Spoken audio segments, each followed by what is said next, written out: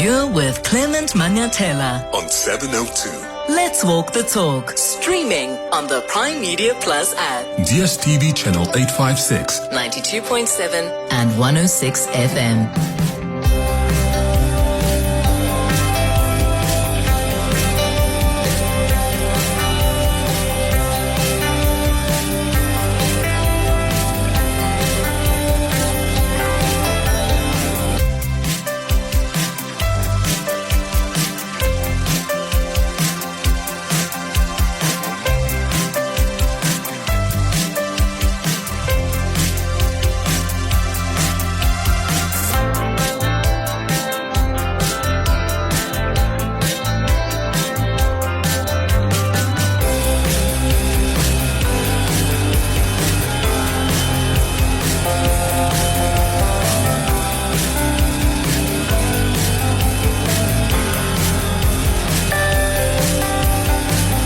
7 minutes up to 9 o'clock. Dumelang, happy Monday. Welcome to the Clement Manyathela Show. It's wonderful to have you with us here on 702. I hope you are well this morning, and I hope you had a wonderful, wonderful weekend.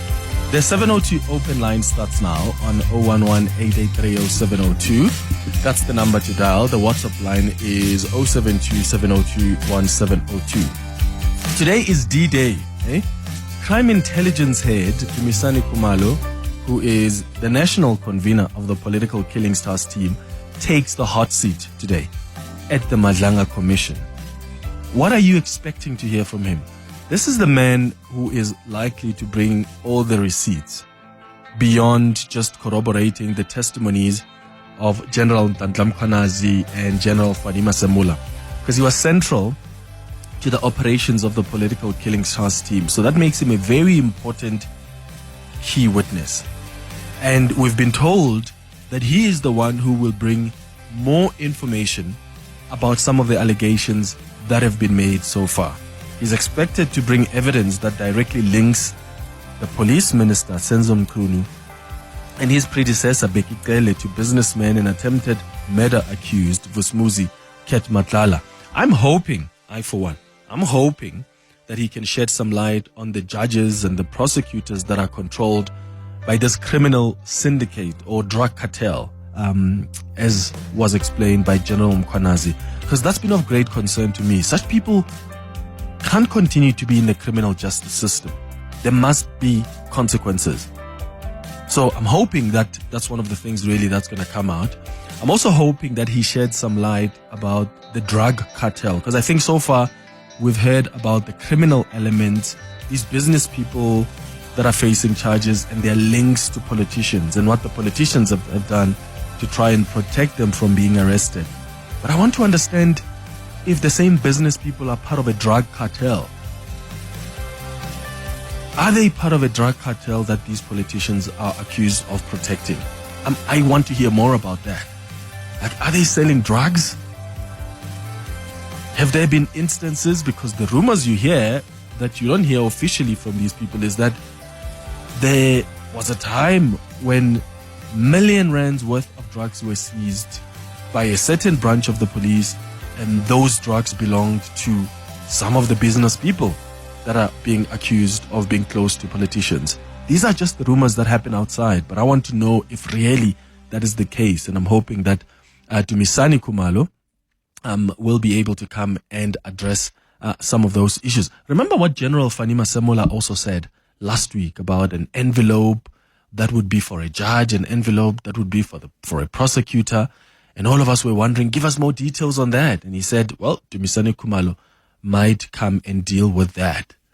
Yeah, it is allegations that were made specifically in this case, where I'm aware that the two investigators, at some point, they were told by one of the seniors that there is 3 envelopes ready, and that one envelope is for the 2 of them, the other envelope is for the prosecutor, and the 3rd envelope is for the magistrate.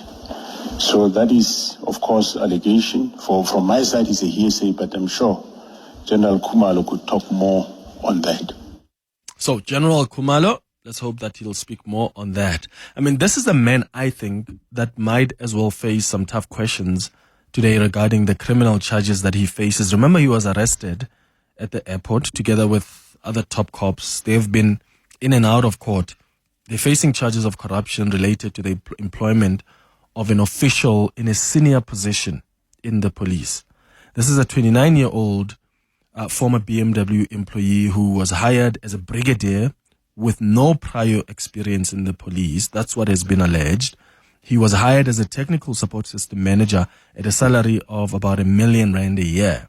There are claims that recruitment and vetting processes were circumvented. So does IDEC actually have a case against Kumalo? Or, as claimed by Mkhonazi, Kumalo was arrested because there was an attempt to destabilize the work of the task team. So what are you expecting to hear from Dumisani Kumalo? And also, I wonder if he'll also face some tough questions regarding how the Crime Intelligence Division has actually spent its money. Because the Crime Intelligence Division was accused of splurging, was it more than 22.7 million rand of its secret slush fund to purchase a hotel. And there were questions that were raised about whether crime intelligence needed such a property and why the Public Works Department wasn't involved in the purchase. I mean, the secret slush fund has been abused in the past. We've spoken about this many times. That's why this story made headlines. Crime intelligence has an annual budget of over 500 million rand that is used for covert operations and to pay informers and sources. But because of the secrecy of the fund, details of what the money is used for are kept away from public scrutiny to protect the officers and the informers. But also you want to safeguard intelligence gathering information, which is why that increases the risk of money being misused, because there's a lot of secrecy around this. So I wonder if they're going to be asking him questions about that, because remember, Diane Kolabana released a statement about that issue, and that issue then was raised by General Mkhonazi at the Madlanga Commission. So what are you expecting to hear? Give us a call on 011-883-0702. The WhatsApp line is 072-702-1702. There are also concerns around the chief evidence leader, Advocate Terry Mutau. Is he leaving the Madlanga Commission or not? Right? And will this have any serious implications for the progress and timely completion of the commission? Right? Because if you appoint a new chief evidence leader, that may cause further delays, because the person may require time to familiarize themselves with the matters under investigation, which then means we may not get that report after 3 months as per the initial plans. And why has he decided to leave now? Does that concern you? 011-883-0702. WhatsApp's on 072-702-1702. Clement Manyathela, streaming on the Prime Media Plus app. DSTV channel 856, 92.7 and 106 FM. All right, so what do you expect from Dumisani Kumalo? What is the kind of information you're hoping that he's going to be providing to the Madlanga Commission? What are you hoping that they should be asking him on? I played you a clip earlier of Fanima Semola, who speaks about the envelopes that they were told, drop this case, drop this investigation. There's an envelope for you, for the investigating officer. There's an envelope for the judge. There's an envelope as well for the prosecutor. And I'm particularly looking forward to Dumisani Kumalo sharing more information around that. What are you expecting from the Madlanga Commission? Give us a call, or you can send us a WhatsApp voice note. 17 minutes now after 9. Your voice, Your station. your open line Walk the talk with Clement Manyathela. on 702. 21 minutes after 9 o'clock. Let's start with your WhatsApps. Morning, Clement. I am suspicious that this could just be a damp squib. I'm worried that General Kumalo may come there and not answer certain questions, as they may impact on his upcoming criminal trial. He may refuse to answer certain questions under the guise that this is state secrets classified information, and the like. So there's all that likelihood, but we can only be hopeful that he will corroborate Kwanazi and General Masemola. Thank you, Bupilo from Benoni. Yeah, and Bupila, there's no question about that, right? I do think that his testimony is going to corroborate the testimonies of General Kwanazi and General Fani Masemola. The question, though, is he going to be responding to specific questions that are going to require especially evidence? Because when you look at what General Kwanazi and General Fani Masemola have done, is they've sort of given you a sense of the political interference and why the political killing trust team was disbanded. Who was Senzo Mkhunu protecting, for instance? But you still need to provide that direct link of sorts, especially if you want this commission at the end of the day to find that indeed there is a criminal syndicate or a drug cartel that exists, which is being protected by the politicians, by business people, by the judiciary, prosecutors as well. So you still need to be able to link all of these people to that criminal syndicate or drug cartel. And from what Mkhwanazi and Fani Masemola said, a lot of that evidence is going to come from Khumalo. They kept on referencing Dumisani Kumalo that is going to be coming and appearing here. So maybe there is some evidence that he's not going to be able to provide publicly because he feels that maybe it compromises their investigations further, but he's got to give the commission something. Even if it's not something that you and I, as members of the public, are able to hear that during his testimony, maybe evidence in camera, but the commission needs to work on something. Orrin Singh is our EWN reporter who is covering the Madlanga Commission, joining us quickly on the line so that we can explain how crucial Dumisani Kumalo's testimony is for you today as we prepare to hear from him just after 9:30. Orrin, thank you so much for coming through.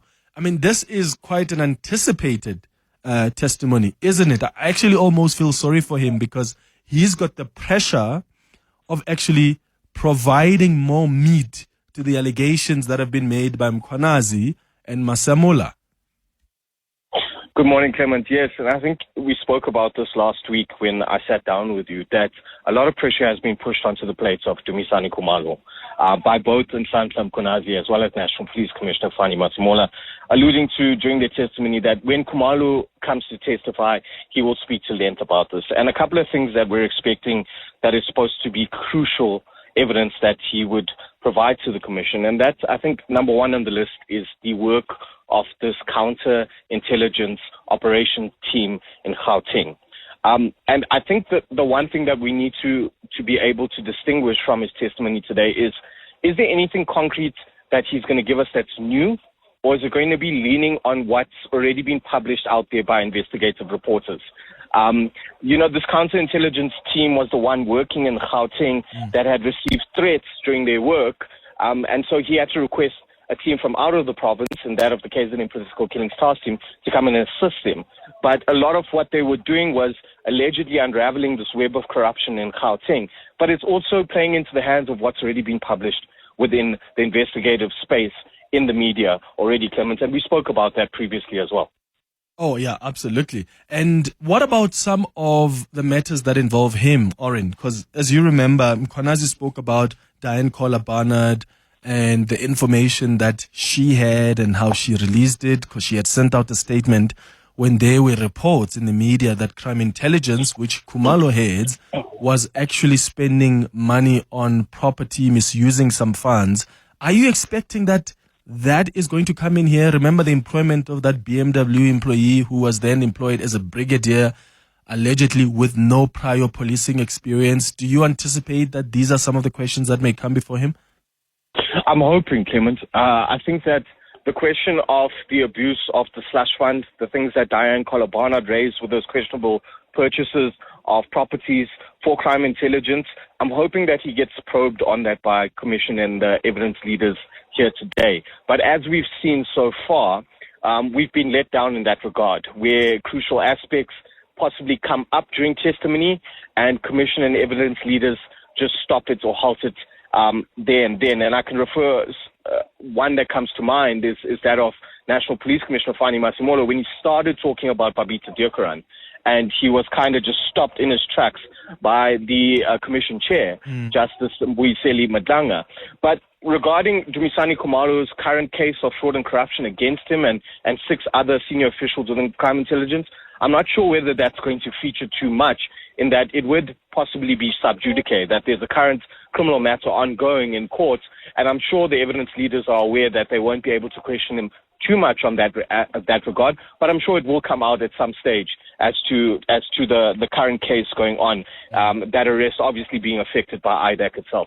Absolutely. Orrin Singh, EWN Reporter, let me let you go back inside that inquiry, because I can see Dumisani Kumalo has actually just arrived now at the Madlanga Commission. He's just about to begin his testimony. So let's take a quick ad break, get the news headlines, and then we'll take you live to Pretoria. Your voice. Your station. Your open line. Walk the talk with Clement Manyathela. On 702.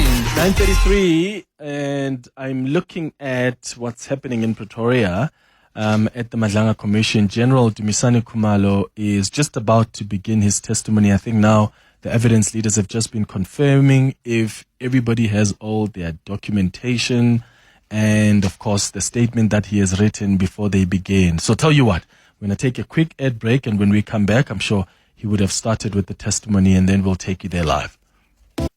Your voice. Your station. Your open line. Walk the talk with Clement Manyathela. On 702. 25 minutes before 10 o'clock. It's an important day at the Madlanga Commission today. General Dumisani Kumalo, who is the head of crime intelligence, but also convener of the political killings task team, is testifying today. Both General Mkhwanazi and General Fani Masimolo said this is the man who's going to be corroborating, in fact, not only corroborating, but will be adding more information and bringing some evidence from the claims that have already been made by both of them during their testimony at the commission. So let's take you live now to the Madlanga Commission to hear what General Dumisani Khumalo has for us. Divided into 3 parts. The first part, or part A, I will be introducing the whole affidavit, and then I will follow it up with my service history and background in the SAPS, South African Police Service. I will also give my role within SAPS leadership, and then lastly, under part A, I will take the commission through the establishment of the political killings task team.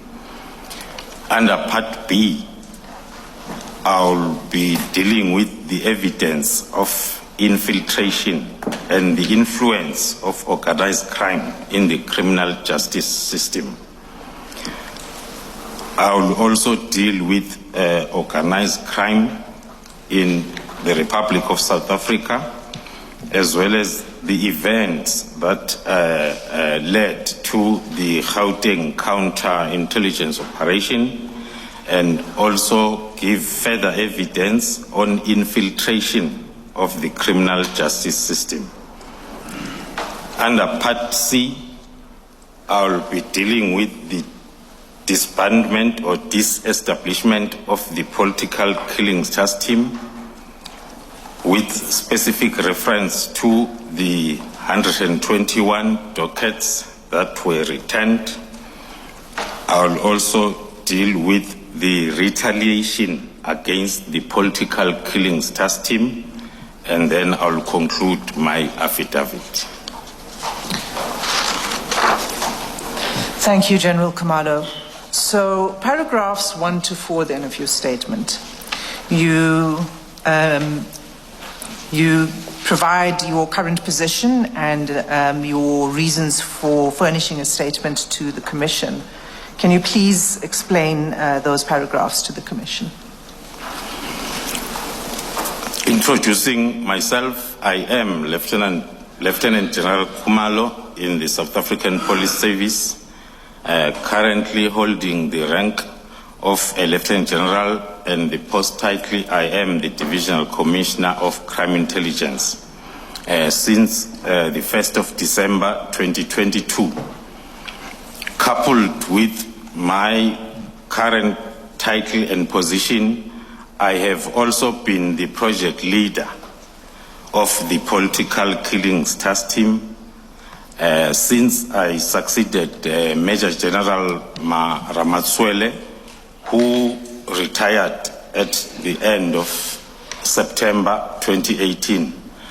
But from the inception, I was the project coordinator for the Political Killings Task Team since July 2018. In finishing this statement, I will describe the history of the Political Killings Task Team from its establishment date, and also I will show the role that organized crime cartel played in an attempt to close down the Political Killings Task Team.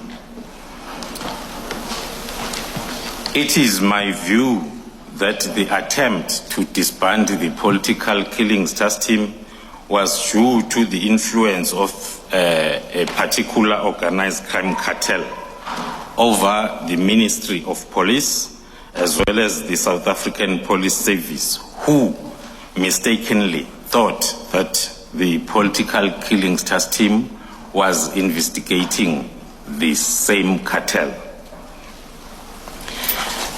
Thank you. Before we proceed to paragraphs 5 and 6, you have indicated that the evidence that you provide today is what you're able to speak of in public, and that there's additional evidence you wish to submit to the Commission. Can you address that, please, with reference to paragraphs 5 and 6? That's correct, Commissioners. Included in my affidavit is all the evidence that I'll be able to share in the public hearing. But alongside this evidence set out in this statement, there is also considerably more evidence at my disposal that cannot be shared in a public space for the following reasons. Sharing some of evidence will expose our methodologies, will expose our informants, the resources, taking also into consideration the high risk, the current threat assessment of the Gauteng organized crime, Gauteng counterintelligence investigation, as it's still ongoing. Also sharing some of the information will compromise the same ongoing investigation. After giving oral evidence on the basis of this statement, I will apply to the Commission for the remaining evidence to be heard in camera, or in respect of the second class of the evidence described above, to defer the giving of such evidence in open hearing until such time that it will be possible to do so without again compromising the current and ongoing criminal investigations. As I've said, for the safety of those involved and the protection of the investigation itself. Can I just check, Mr. Sim, the second class of evidence, General, that you referred to, is that what you have in paragraph 5.2, where you say giving some of your evidence in public would prejudice against ongoing criminal investigation? Is that the second class you're referring to? The second class, Commissioners, refers to if it happens that during the sitting of the Commission there is some of evidence that can safely be shared in public, will do so.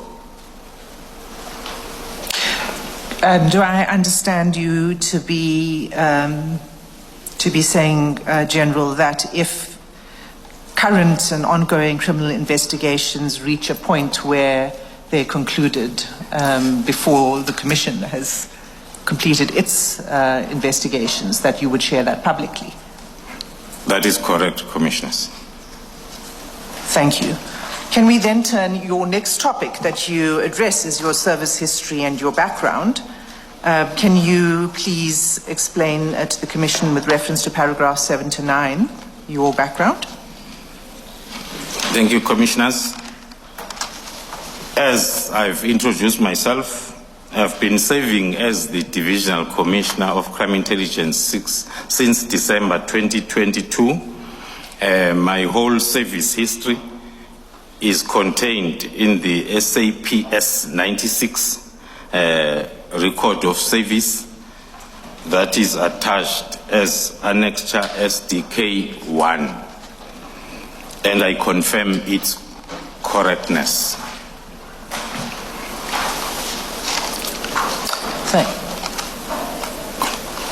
Are you done, or you want to continue with that? I'm continuing. I joined the South African Police Service in July 1991, as confirmed and reflected in the attached service records, as a constable, and I grew up each and every rank to the current rank of a Lieutenant General. I've served the police for the period of 34 years. Testimony to that are the 10 years, 20 years, and 30 years loyal service medals that has been bestowed to me. I've served and excelled in all policing environments or programs at both operational and managerial levels. That is from crime prevention to crime investigation and to crime intelligence. Thank you, Commissioner. Thank you. And the long service medals, are those reflected in your SAPS 96? That is correct, Commissioners. All right. So in your next section, you speak about something called the 5-pillar approach. So as I understand it, this is your approach to crime prevention and combating. Can you please explain that to the Commission? Thank you, Commissioners. It happened as I grew up the ranks that between 2011 and 2018, I was at the level of a brigadier, and I was appointed the head of national operations, responsible for the planning, the execution of the plan, the monitoring of the operation, as well as the assessment thereof. It happened then that during my course of duty, I identified one of the shortcomings that was affecting our threat-specific or periodical operations, and at some level also affecting the normal operations of the police, which was lack of coordinated efforts. SAPS had become more over-specialized in terms of the environment that you are operating on, which was making it difficult then to approach the operations then in a unified and coordinated manner. What do you mean by specialized, General?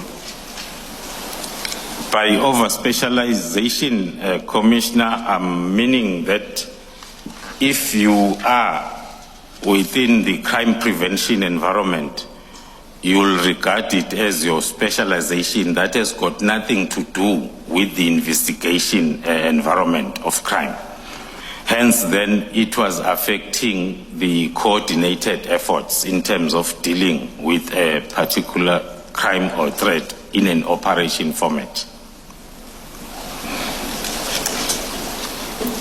The initiative then that is normally called and referred to now as five-pillar approach was meant to address that shortcoming. As I've mentioned that during my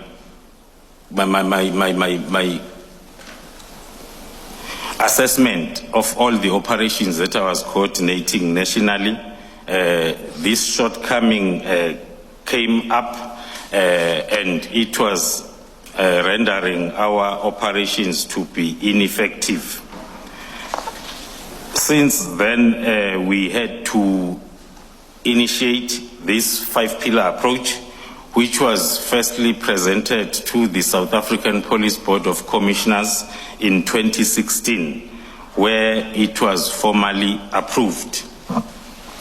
I subsequently then oversaw the implementation of this approach in all national interventions or police operations.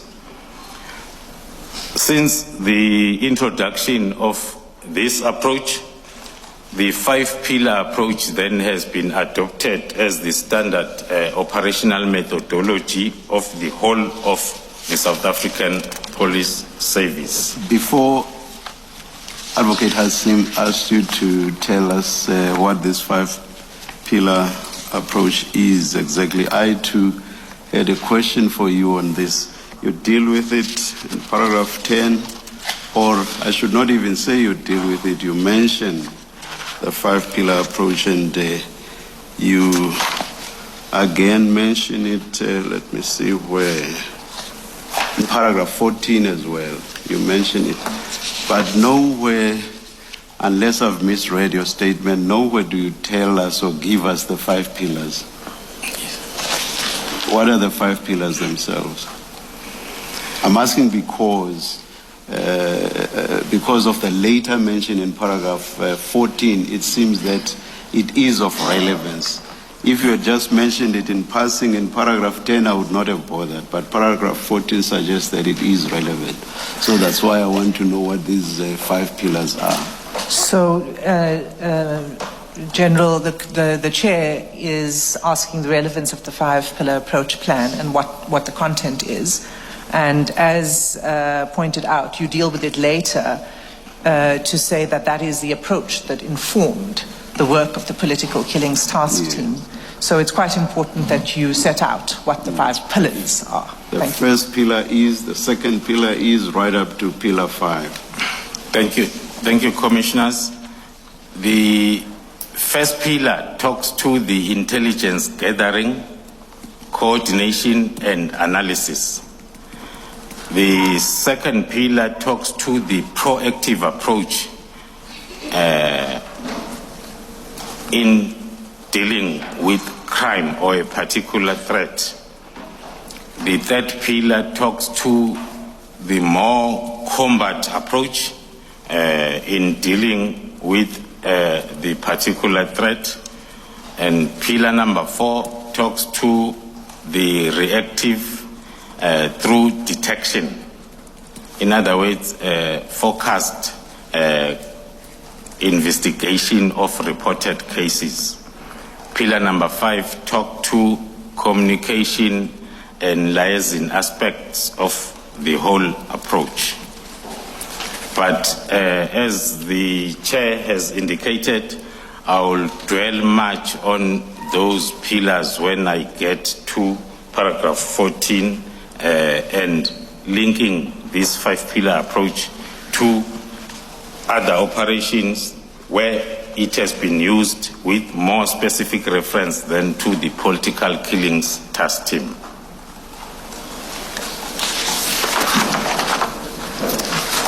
Thank you, General. You also give an example, is the example that you provide in paragraph 12 an example of the implementation of this approach?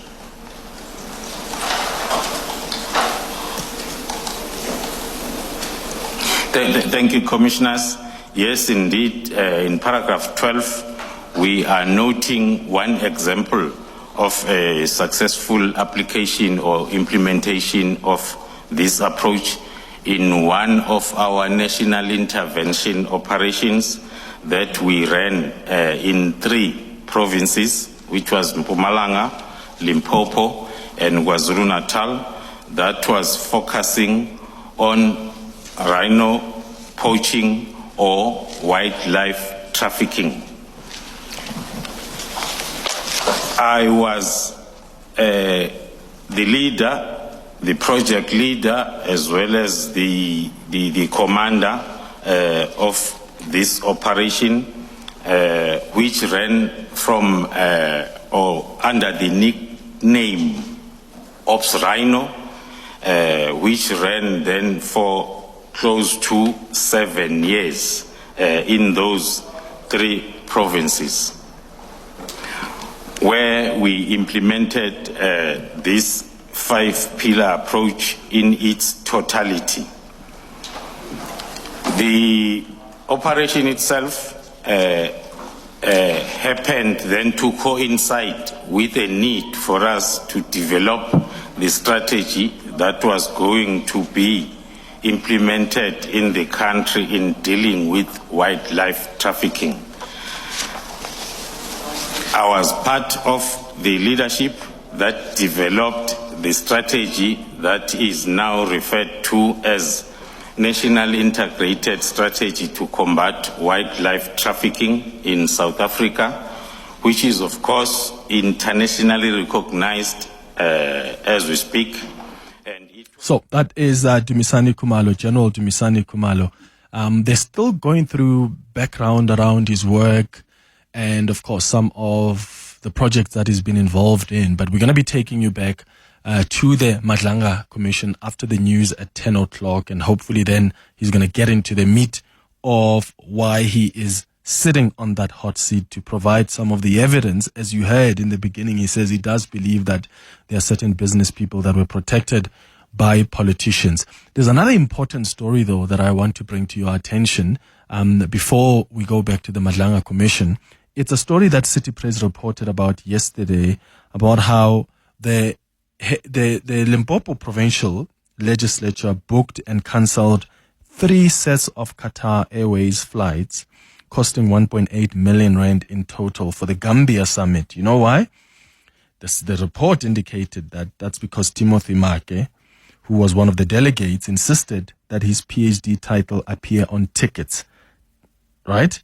So as a result, there is now 1.8 million rand that was spent on these 3 sets of non-refundable flight tickets and accommodation for a 5-member delegation to the Commonwealth Parliament Association Summit in Gambia last month.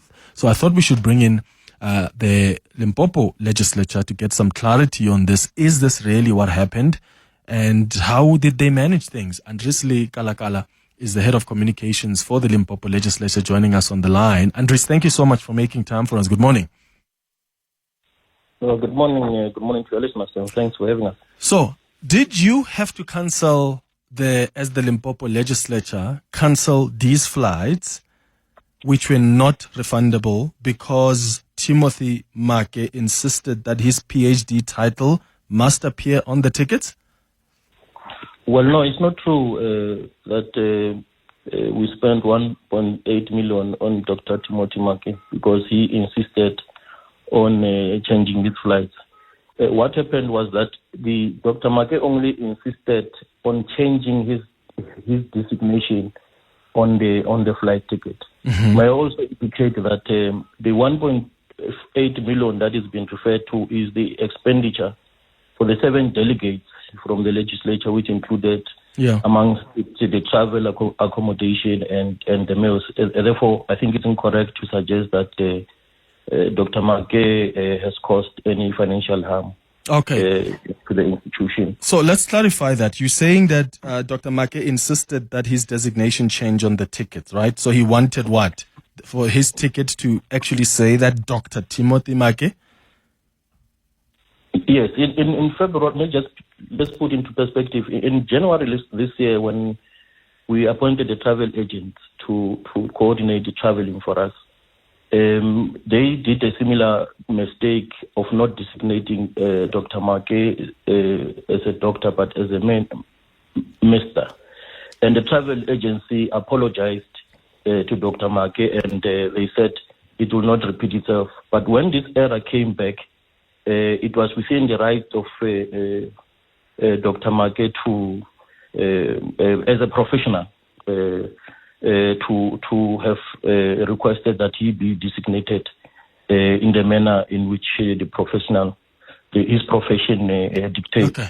And therefore, I think it was malicious and disrespectful for the journalist to be attacking the dignity of the secretary, because he worked hard, for instance, for this PhD, which was conferred in 2016 by the University of Pretoria. Yes, but also this is a flight ticket, right? I mean, you're getting on a flight. The airline has already explained to you as the legislature that the doctor title can be confusing in an emergency situation. Airlines rely on announcements to identify medical professionals. And when a doctor is listed, right, on the manifest, that could lead to unnecessary confusion if the person isn't necessarily a medical doctor. I mean, is that really something that's going to cost you cancelling flights just because the doctor title is not there? No, there was no cancelled flight that was cancelled.